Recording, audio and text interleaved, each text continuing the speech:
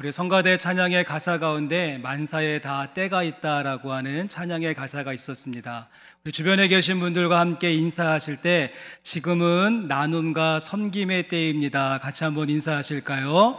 네, 지금은 나눔과 섬김의 때입니다. 네, 감사합니다.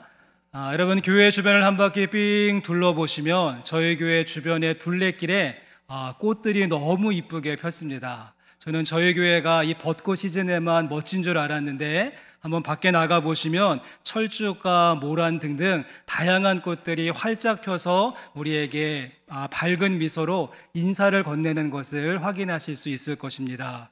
먼저 감사한 것은 우리 교회 주변과 화단을 아름답게 가꾸어 주신 우리 조경위원에게 감사를 드리고, 오늘 예배가 마쳐지신 다음에 여러분 그냥 집에 가지 마시고 내려가셔서 점심 예찬도 나누시고 또 하늘향기에서 커피도 한 잔 받으신 다음에 우리 교회 주변을 한 바퀴 삥 산책하시고 가실 것을 강추드립니다.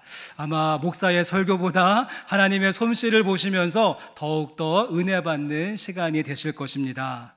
오늘은 저희가 몇 주간 동안 안내하고 소개해드렸던 월드 휴먼 브릿지를 시작하는 썬데이 주일 예배로 함께 지키게 되어졌습니다. 화단에 만개한 꽃들이 우리의 마음을 풍성하게 했다면 이제 우리가 누군가를 향하여서 섬김의 꽃을 피울 차례가 되어졌는데요. 이 월드 휴먼 브릿지를 간단하게 다시 한 번만 제가 안내해드리고 소개해드리면, 앞에 영상에서 보셨듯이 우리 교회가 예수님의 마음을 가지고 가장 가까이에 있는 마을과 이웃들을 섬기되 공공성을 가지고 조금 더 폭넓게 그리고 다양하게 섬길 수 있도록 특화되어져 있는 비영리 단체다라고 보시면 좋습니다. 지금 같은 뜻을 가지고 전국에 있는 많은 교회들이 나눔과 섬김의 일들을 진행하고 있고요. 저희는 그 중에서 이제 19번째 지부가 되어져서 호남 지역에 처음으로 세워지는 월드 휴먼 브릿지 익산 지부로 많은 사역들과 폭넓은 일들을 감당하게 될 것입니다. 네, 괜찮습니다. 네, 급한 것 같은데 받으세요. 예.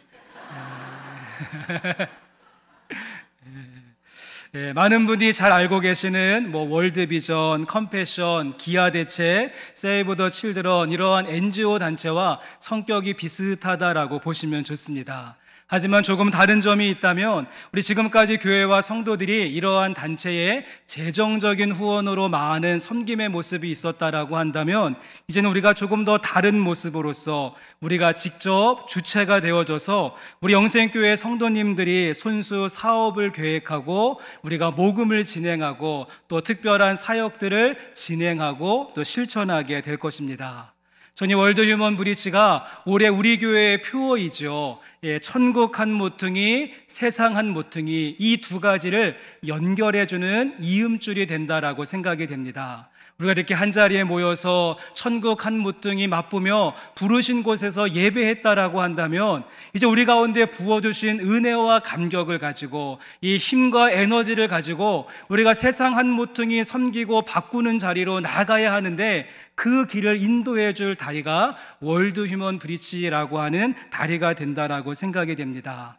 여러분, 소망하기는 그동안 팬데믹으로 약화되어지고 멈추어졌었던 우리 교회 안에 있는 봉사와 섬김의 사역들이 다시 한번 활력을 찾는 기회가 되었으면 좋겠고, 또한 이전보다 더욱더 왕성하고 또 공공성과 확장성을 가지고 더 풍성하게 이루어지는 그 일들이 가능케 되어지는 하나님께서 우리에게 허락하신 좋은 툴이 될 수 있기를 소망합니다.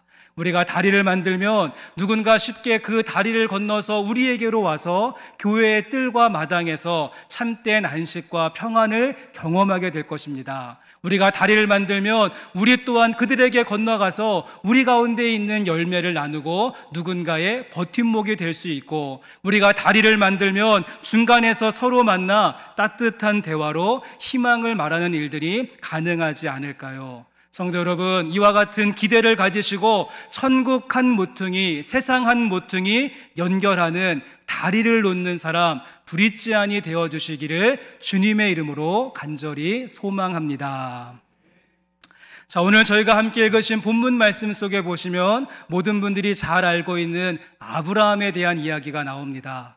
아브라함 하면 가장 먼저 떠오르는 말씀이 창세기 12장의 말씀일 텐데요. 내가 너로 큰 민족을 이루게 하고 내 이름을 창대하게 하고 너에게 땅을 주어서 너로 말미암아 많은 사람들이 구원받는 복의 근원이 되게 하겠다. 아마 이 말씀에는 여러분의 성경책에 밑줄이 치어져 있을 것입니다. 하지만 여기에 보시면 우리가 이 말씀을 묵상하고 또 생각할 때 오해하는 부분이 한 가지가 있죠. 그것이 무엇인가 하면 이 많은 분들이 아브라함이 땅에 대한 약속의 말씀을 받는데 그 땅을 우리는 가나안 땅이다라고 생각하는 경향이 있다는 것입니다. 창세기 12장 1절 말씀을 보시면 여호와께서 아브라함에게 이르시되 너는 너의 고향과 친척과 아버지의 집을 떠나 내가 내게 보여줄 땅으로 가라.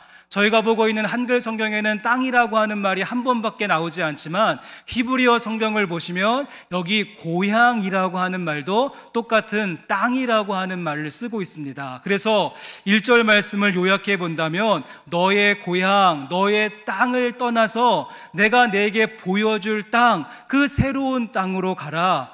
너의 땅과 보여줄 땅이 비교되어지는 말씀이 12장 1절 말씀이라고 할 수 있습니다. 그런데 말씀을 어디를 보아도 그 땅이 가나안 땅이라고 말씀하는 부분은 없다는 것입니다. 아브라함이 말씀 듣고 갔던 곳이 가나안이라고 하는 지역이었던 것이죠. 그러기에 우리가 여기에서 하나님이 보여주실 땅을 가나안 땅이라고 생각하면 어떠한 어려움에 빠지는가 하면 이 아브라함이 그 가나안 땅에 가기는 했지만 여러분 그 땅에서 한 뼘의 땅도 차지하지를 못했습니다. 아브라함 이후에 이삭도 그렇고 야곱도 그렇고 요셉에 이르기까지 모든 사람들이 땅을 차지하지 못했고 심지어 야곱과 요셉은요 그 가나안을 떠나서 애굽으로 옮겨가지 않습니까? 그리고 한참의 시간이 지나고 난 다음에 비로소 모세와 여호수아 때가 되어서야 히브리 민족이 애굽에서 나오게 되어지고 가나안 땅을 차지하게 되어집니다. 정확하게 아브라함의 연대는 알 수 없지만 아브라함부터 모세와 이 여호수아 때까지 최소한 500년에서 600년 정도의 시간의 공백이 있음을 보게 됩니다. 그러기에 하나님께서 보여주신 이 땅을 우리가 가나안 땅으로 너무 쉽게 생각하면 하나님의 약속이 어떻게 되어지는가 하면 하나님께서 아브라함에게 아브라함아 내가 너에게 땅을 줄 텐데 500년, 600년 후에라고 말을 하게 되어지는 약을 올리는 말씀이 된다는 것입니다. 그런가 하면 이스라엘 백성들이 가나안 땅에 들어간 것이 주전 13세기 경이었고요. 다윗과 솔로몬 때 잘 살다가는 아시는 대로 주전 587년에 나라가 완전히 망하고 다 쫓겨나고 뿔뿔이 흩어지게 되어집니다. 그러기에 그 땅을 쭉 누리며 살았던 기간은 채 700년 내지 800년밖에 되지 않습니다. 아브라함부터 시작해서 예수님 때까지 적어도 2000년에 넘는 시간인데 그 시간 가운데 절반도 되지 않는 700년, 800년을 그 땅 가운데 살게 되었고요. 나머지 모든 시간은 뿔뿔이 흩어지거나 방황하거나 쫓겨난 삶을 살아가게 된다는 것입니다.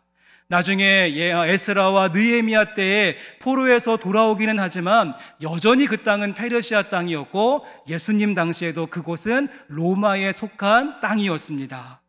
어떻습니까? 만약 하나님께서 약속하신 땅이 가나안 땅이었고 땅이 관건이었다라고 한다면 아브라함은 그의 인생을 허송세월하면서 보낸 것과 마찬가지입니다. 그러게 여기에서 땅은 물리적인 땅, 지도에 표시되는 그 땅으로서의 그런 의미가 아니라 오늘 설교의 제목과 같이 새로운 삶으로 부르심이다라고 하는 내용으로 우리가 해석하고 적용하고 이해할 때 오늘의 본문의 말씀이 매끄러워질 수 있다는 것이지요.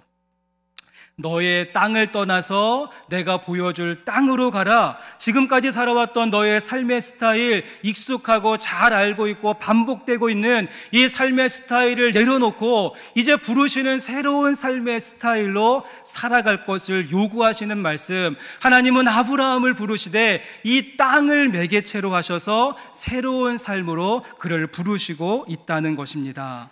여러분, 그러기에 여기 나오는 땅이라고 하는 말 대신에 우리가 똑같은 한 글자의 단어 삶이라고 하는 말로 바꾸어도 괜찮습니다.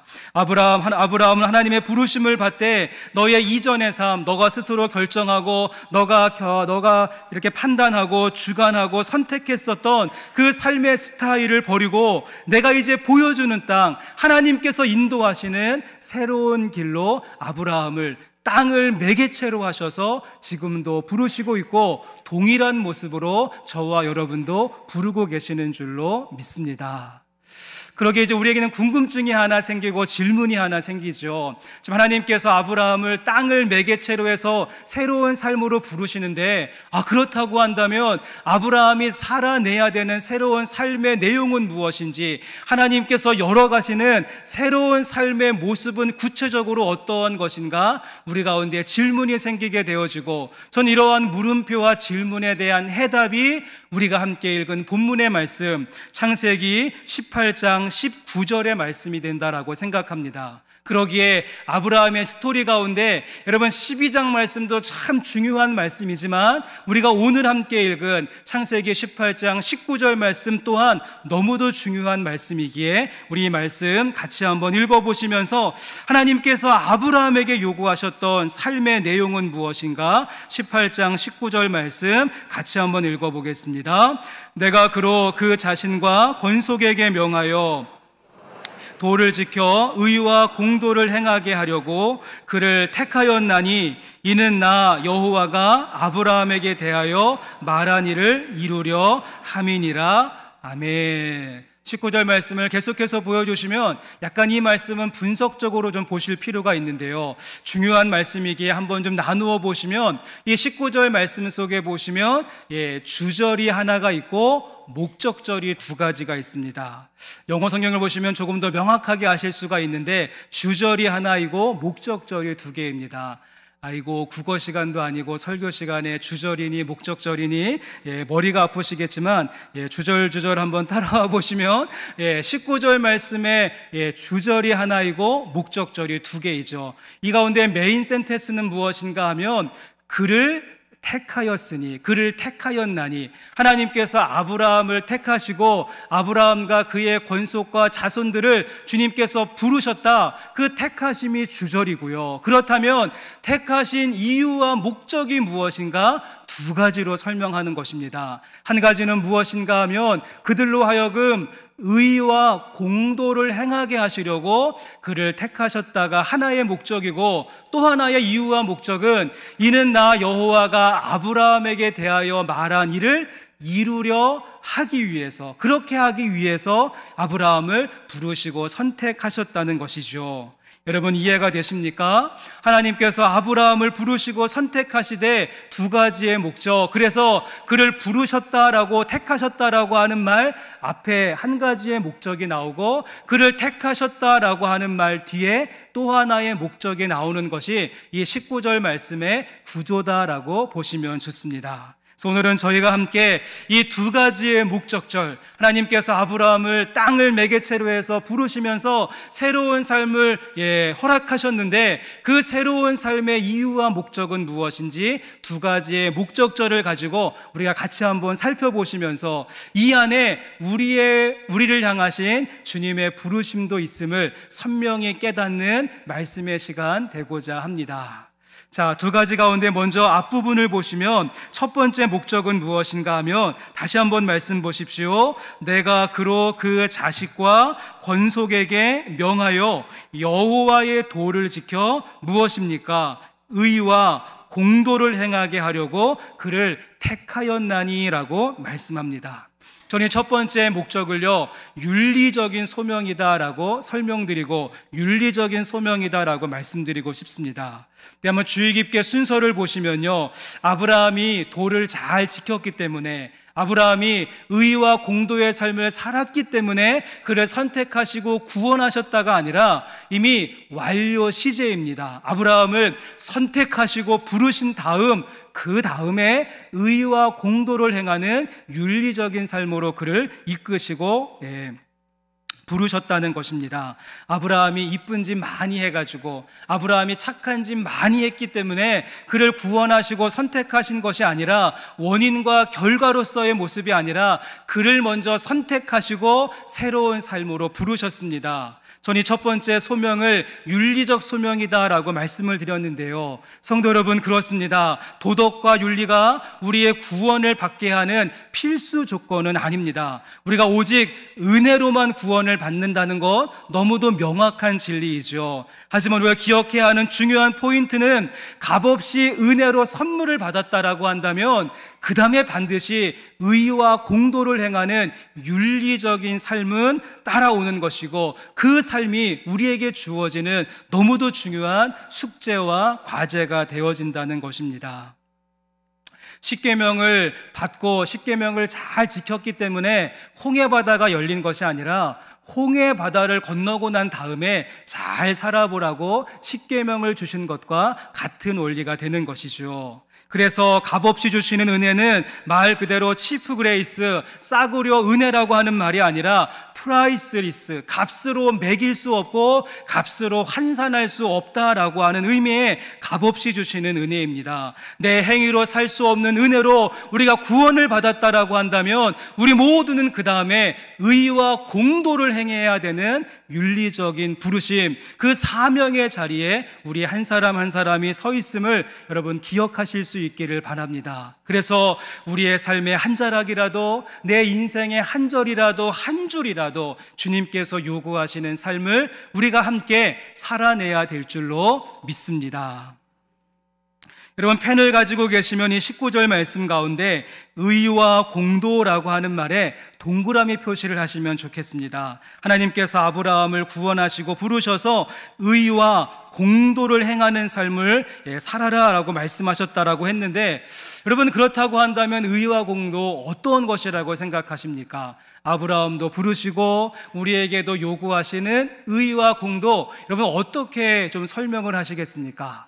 아이고, 의와 공도 내가 아는 것 같은데 잘 모르겠고 머릿속에 조금 연상은 되는 것 같은데 말로 설명하려니까 말이 잘 나오지 않고, 아는 것 같은데 모르는 것 같고 모른다고 하기에는 아는 것 같고, 이 참 애매한 게 이 말씀에 나오는 의와 공도라고 하는 말인데요.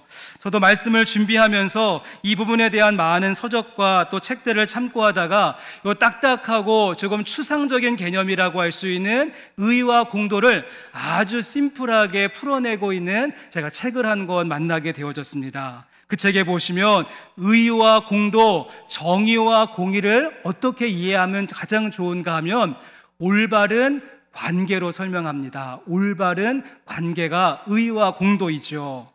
하나님께서 우리의 어떤 모습을 보시면서 의롭다라고 하시는가 하면 창세기 12장 말씀과 18장 말씀 중간에 15장이 있고, 그 말씀에 보시면 하나님께서 아브라함을 데리시고 이제 밖에 나가셔서는 밤하늘의 무별을 쫙 보여주시면서 아브라함아, 이 밤하늘에 있는 별을 좀 봐. 앞으로 너의 민족이 이와 같이 무수히 많을 것이다 말씀하시는 구절이 있지 않습니까?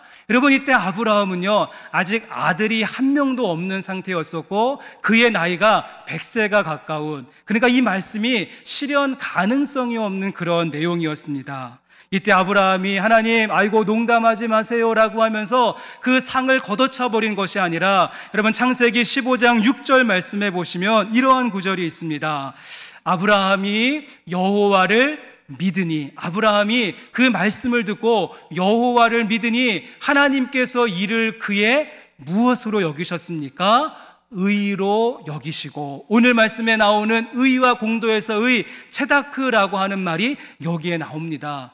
무슨 말인가 하면 자신의 현실은 도저히 실현 불가능한 0%의 현실이라고 할지라도 내가 하나님 말씀 믿고 내 마음의 문을 활짝 열고 100% 순종하며 믿음으로 주님 앞에 믿음의 관계로 나가게 될 때 하나님은 그 모습을 보시면서 의롭다라고 말씀해 주신다는 것입니다.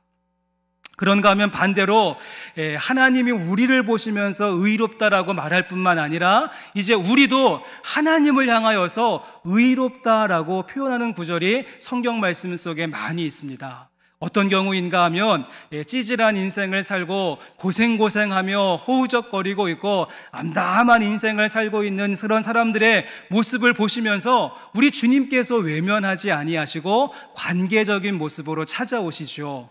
예를 들어 본다면 애굽에서 종살이하던 히브리 민족들, 바벨론 포로가 되어져서 고생했었던 이스라엘 민족들, 전쟁을 치르면서 피가 말라가는 그러한 그 모습 가운데 있을 때 하나님은 그들 가운데 관계적인 모습으로 찾아오셔서 그들 가운데 회복과 구원의 역사를 베풀어 주십니다. 그때 구원의 은혜를 경험했었던 이스라엘 백성들이 하나님을 향하여서 하나님 정말 의로우신 분이십니다. 내가 의로우신 주님을 찬양합니다. 이러한 구절들이 성경 속에 많이 있습니다. 여러분, 그러기에 의와 공도에서 의라고 하는 것은 올바른 관계, 하나님 앞에 믿음의 관계로 나가고 하나님은 우리에게 긍휼의 모습으로 임하시고 구원을 베푸시는 그 관계가 잘 형성되어져 있는 모습을 성경 말씀은 의롭다, 의로운 모습이다라고 이야기합니다. 그렇다면 또 한 가지 공도는 무엇일까요? 공도라고 하는 것은 이 수직적인 올바른 관계가 맺어진 사람들이 이제 이 관계를 수평적인 관계로 확대해 가는 것이죠. 하나님께서 우리의 아픔과 고통과 어려움을 외면하지 않으시고 찾아오셔서 공감해 주셨던 것처럼 우리도 역시 사람들과의 관계 속에서 공감 능력을 발휘하는 것, 우는 자들과 함께 울고 웃는 자들과 함께 웃는 것, 사람들과의 관계 속에서 인간미 넘치는 모습을 성경 말씀은요 공도 있는 모습이라고, 그러한 사회를 정의로운 사회다라고 성경 말씀은 이야기한다는 것입니다. 그저 우리 믿는 사람들끼리 많이 모여서 뜨겁게 기도하고 열심히 예배하고 목이 쉬어라 찬양하는 것, 그것도 중요하지만 우리가 천국 한 모퉁이 맛보며 예배했다라고 한다면 그 은혜와 감격을 가지고 세상 한 모퉁이로 나아가서 억울한 사람 생기지 않도록, 소외된 사람들 나타나지 않도록, 궁핍한 사람들 배굶지 않도록 그리스도인들이 직업윤리, 기업윤리, 경영윤리, 사회윤리를 가지고 윤리적인 소명을 다하는 모습을 주님께서 기뻐하시며 공도의 모습이라고, 그 모습이 정의로운 사회가 이루어졌다라고, 그것이 공의로운 모습이다라고 칭찬해 주신다는 것입니다. 전 이러한 점에 있어서 요즘 교회들의 행보를 보면 우리 가운데 일사각오는 있는 것 같은데 이 공감 능력이 많이 떨어져 있는 것이 아닌가 하는 안타까운 생각을 하게 되어집니다. 사람들과 세상과 또 사회와 우리가 대화하고 그들과 나누는 이 소통의 문법을 잃어버린 채 지금 사람들이 알아들을 수 없는 신비로운 말들만 우리가 중얼중얼하고 있는 것은 아니겠습니까? 그러다 보니까 이 시대에 비기독교인들이 반기독교인들이 되어버리고 말았습니다. 여러분, 비기독교인과 반기독교인 엄청난 차이가 있습니다. 비기독교인은 얼마든지 다시 한번 그리스도의 복음을 듣고 주님께 돌아올 수 있는 기회와 여지와 문이 열려져 있는 사람이라고 한다면, 반그리스도인들은 그 마음을 닫고 이제 우리에게 적대적인 모습으로 대하는 경우가 많이 있죠. 여러분, 그러기에 우리 가운데 잃어버린 이 문법과 대화체를 다시 한번 발견해야 하는데, 저는 그것이 의와 공도를 행하는 윤리적인 삶의 회복에 있다라고 생각이 되어집니다. 여러분, 지금 비기독교인들이 반기독교인이 된 것이 이슬람의 방해 때문일까요? 악한 영의 회방 때문일까요? 교회를 음해하는 어떤 정치적인 공작이 있기 때문에 그런 것인가? 그렇지 않다는 것입니다. 우리가 윤리적인 소명, 의와 공도를 잃어버렸기 때문에 이러한 모습들이 나타나게 된 것이 아닐까? 저는 그러기에 오늘 저희가 함께 지키는 이 선데이 주일이 참 중요하고 우리 가운데 의미가 있다라고 생각이 됩니다. 만약 저에게 의와 공도를 다시 한번 압축해보고 요약해보라고 한다면 저는 선이라고 하는 말로 바꾸어낼 수 있을 것 같습니다. 선하신 주님의 손길을 경험하고 선하신 주님의 은혜로 우리가 구원을 받았다라고 한다면 이제 우리가 선을 행하는 것이, 의와 공도와 윤리의 삶을 살아내는 것은 당연하도다. 여러분, 이 말씀 기억하시면서 귀한 선대의 주일에 동참해 주실 수 있기를 바랍니다. 유진남 시인의 등이라고 하는 시를 소개해 드리면, 시의 제목이 등입니다. 아무리 애를 써봐도 혼자서는 끝내 닿을 수 없는 곳, 슬픔은 쉬이 깃들지만 마주되면 아랫목처럼 따뜻해지는 곳, 다가올 땐 잘 모르다가도 멀어질 땐 파도처럼 들썩이는 곳, 늘 어둑어둑해지기 쉬워서 오촉등 하나쯤 걸어두어야 할 내 몸에 가장 깊고 어두운 곳이라고 하는 시이죠. 여러분, 등이 가려운데 손이 닿지 않아서 곤란했었던 경험이 있지 않습니까? 또한 누군가와 함께 우리가 등을 맞대고 서면 그곳에 따뜻한 분위기가 연출되는 것 경험해 보셨을 것입니다. 우리 주위를 한번 둘러보면 어둑어둑한 곳에 있기에 5촉짜리 등 하나 켜주어야 되는 우리 주변에 많은 사람들이 있음을 우리가 보게 되어집니다. 함께 예배하는 성도 여러분, 아브라함을 향하신 첫 번째 그 부르심과 새로운 삶과 새로운 땅으로서의 그의 부르심이 여러분 윤리적인 소명, 의와 공도를 행하는 모습이었음을 기억하시면서 여러분, 선을 행하시되 슬픔이 내려앉은 사람들의 등을 토닥거리는 손길로, 외로운 사람들의 등을 맞대는 따뜻한 손길로, 소외받는 사람들의 길 앞에 등 하나 켜주는 심정을 가지고 우리가 선을 행하되 낙심하지 말지니 포기하지 아니하면 때가 이름에 거두리라, 이 말씀 기억하며 의와 공도를 행하실 수 있는 저와 여러분의 윤리적인 모습 될 수 있기를 주님의 이름으로 간절히 소망합니다. 자, 그런가 하면 본문 말씀을 다시 한번 보시면 아브라함을 부르신 또 하나의 이유와 목적, 또 하나의 부르심이 있습니다. 우리 19절 말씀 다시 한 번만 같이 읽어보겠습니다.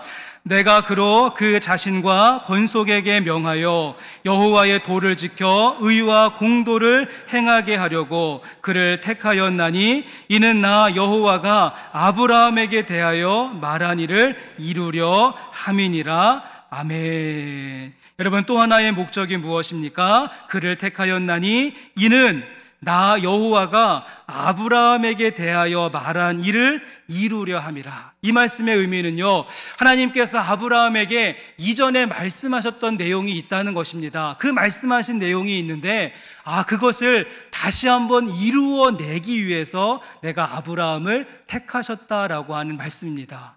그렇다면 하나님께서 이전에 말씀하신 내용은 무엇인가? 창세기 12장 3절 말씀인데요, 너를 축복하는 자에게는 내가 복을 내리고 너를 저주하는 자에게는 내가 저주하리니 땅의 모든 족속이 너로 말미암아 복을 얻을 것이라 하신지라. 땅의 모든 족속들이 너로 말미암아서 복을 얻게 할 것이다. 그 말씀을 미리 주신 것이고 그 말씀을 이제 이루기 위하여서 너를 택하시고 부르셨다. 땅이라고 하는 매개체를 통하여서 그를 부르셨다라고 말씀하고 있는 것입니다.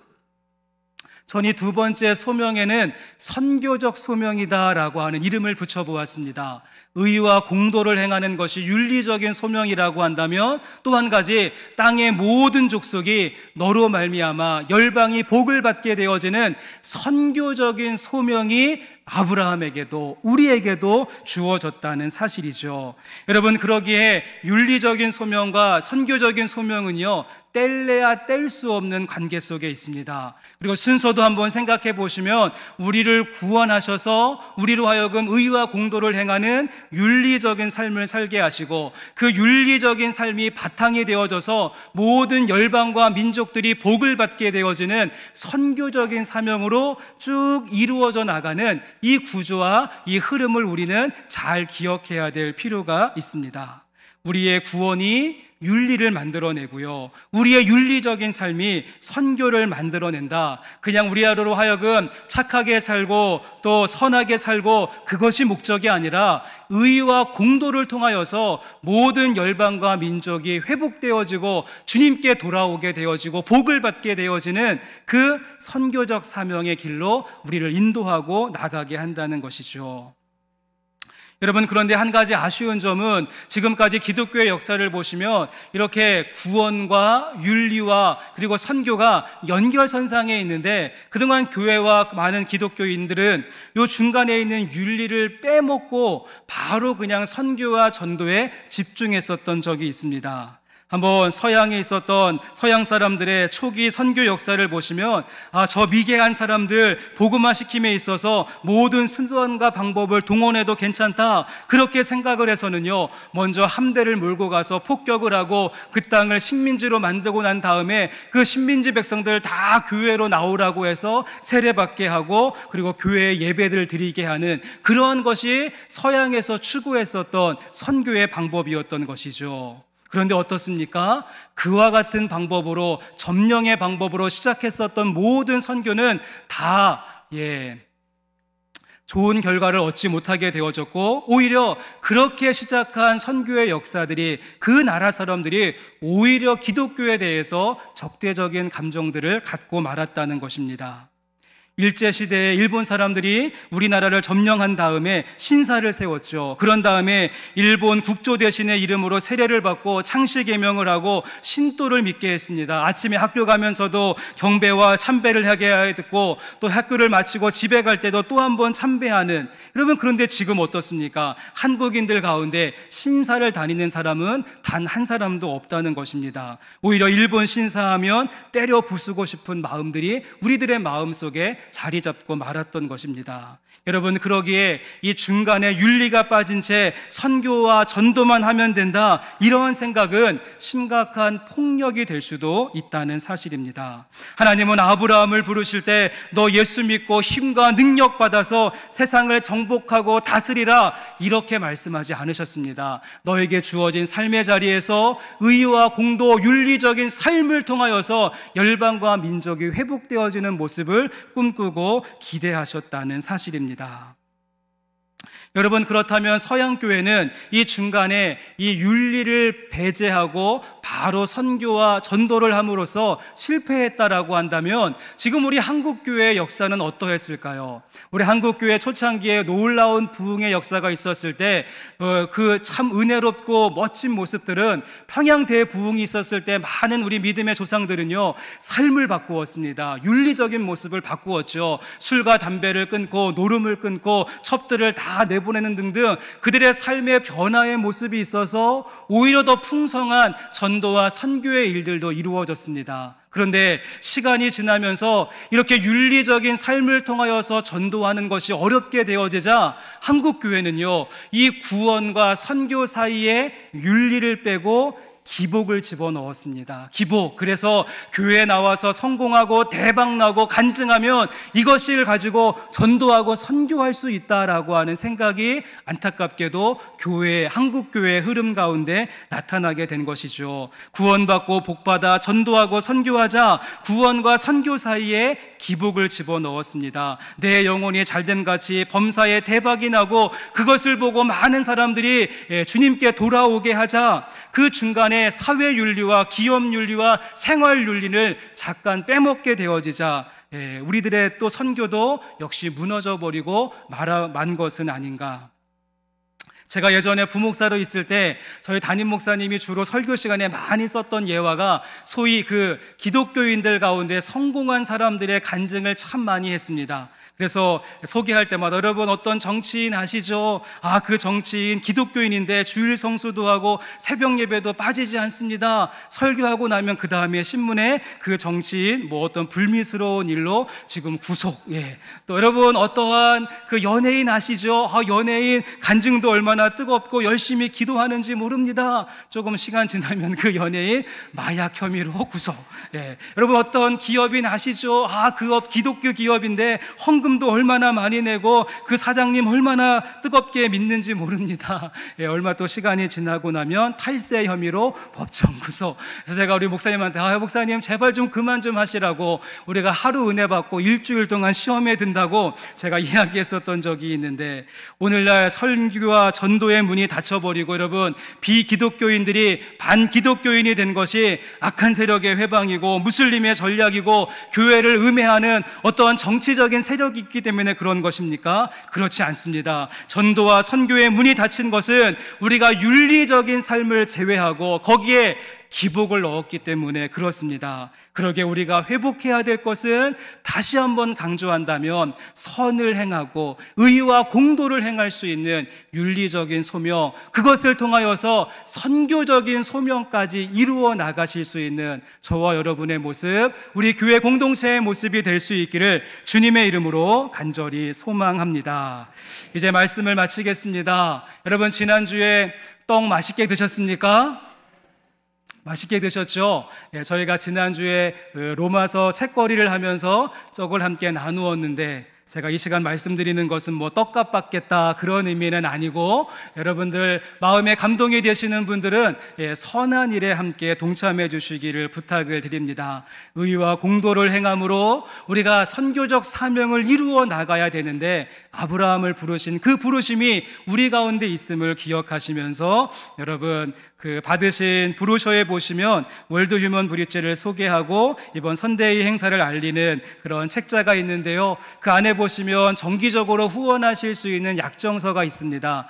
여러분 부담 갖지 마시고 편하시게, 손은 많이 하시지 않아도 됩니다. 그냥 우리 10,000원의 행복, 10,000원 정도 한 달에 한 번씩 정기적으로 후원해 주신다면 내가 우리 주변에 있는 이웃들에게 콩나물 국밥 한 그릇 대접한다라고 하는 마음으로 동참해 주신다면 그것이 의와 공도를 행하는 삶이 되고, 그것을 통하여서 선교적 사명들이 이루어지게 될 줄로 믿습니다.